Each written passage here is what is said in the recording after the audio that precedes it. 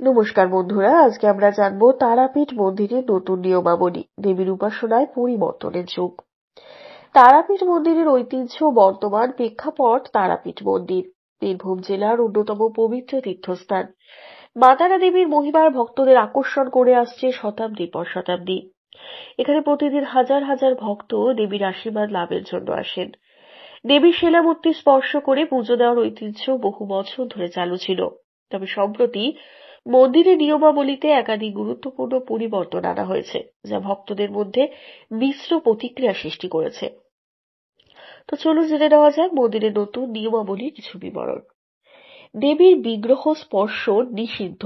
আগে ভক্তরা মায়ের চরণ স্পর্শ করে ও শিলামূর্তিকে জড়িয়ে ধরে পুজো দিতেন।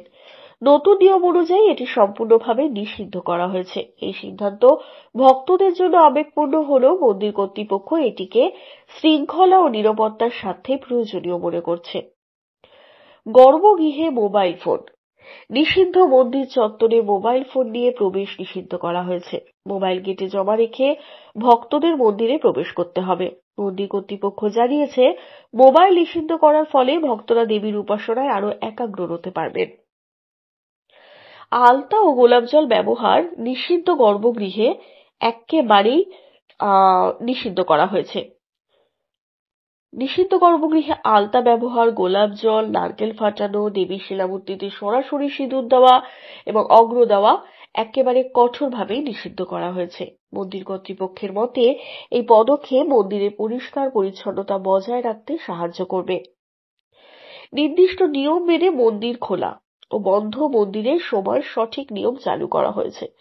ভোর 5:30টায় গর্ভগৃহ খুলে দেওয়া হয় এবং 1.5 ঘন্টা ভোগের সময় মন্দির বন্ধ থাকে। এই সময় সূচি পালনের ফলে ভক্তদের অপেক্ষার সময় কমে যাবে। সাধারণ ও বিশেষ লাইন আলাদা আলাদা। দর্শনার্থীদের জন্য দুটি আলাদা লাইন রাখা হয়েছে, সাধারণ লাইন এবং বিশেষ লাইন। প্রথম 1 ঘন্টা সাধারণ লাইনের দর্শনার্থীদের প্রবেশ করানো হবে এবং পরে বিশেষ লাইনের ভক্তদের প্রবেশের সুযোগ দেওয়া হবে। বিশেষ লাইনের জন্য মন্দির কমিটির অফিস থেকে কুপন সংগ্রহ করতে হবে। তারাপীঠ মন্দিরে দীর্ঘদিন ধরে কিছু সমস্যা দেখা যাচ্ছিল, যেমন গর্ভগৃহ খোলা ও বন্ধের নির্দিষ্ট সময়ের অভাব, ভিড়ের চাপে বিশৃঙ্খলা এবং কিছু সেবায়িতের অনিয়ম। এছাড়াও অর্থের বিনিময়ে বিশেষ সুবিধা দেওয়ার অভিযোগও উঠছিল।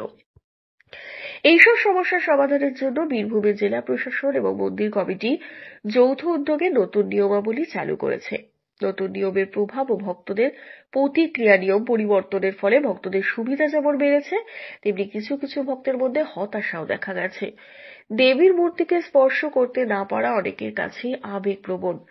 তবে মন্দির কর্তৃপক্ষের মতে এই পরিবর্তন ভক্তদের নিরাপত্তা এবং মন্দিরের পবিত্রতা রক্ষার জন্য অত্যন্তই জরুরি। তারাপীঠ শুধু একটি তীর্থস্থান নয়, এটি শক্তি ধর্মের একটি গুরুত্বপূর্ণ সাধনা ক্ষেত্র।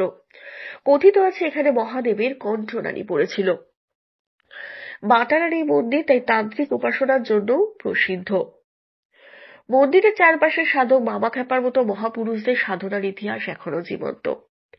ভক্তদের আরো সুবিধা দেওয়ার জন্য মন্দির কমিটি অনলাইনে বিশেষ লাইনের বুকিং চালু করার পরিকল্পনা করছে। মন্দির চত্বরে সিসিটিভি ক্যামেরা বসিয়ে নিরাপত্তা আরো জোরদার করা হবে। তারাপীঠে পর্যটকদের জন্য উন্নত অবকাঠামো নির্মাণের কাজ চলছে।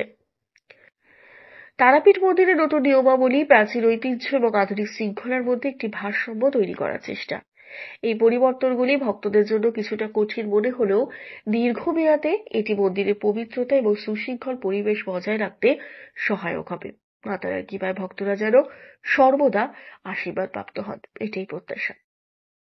ধন্যবাদ।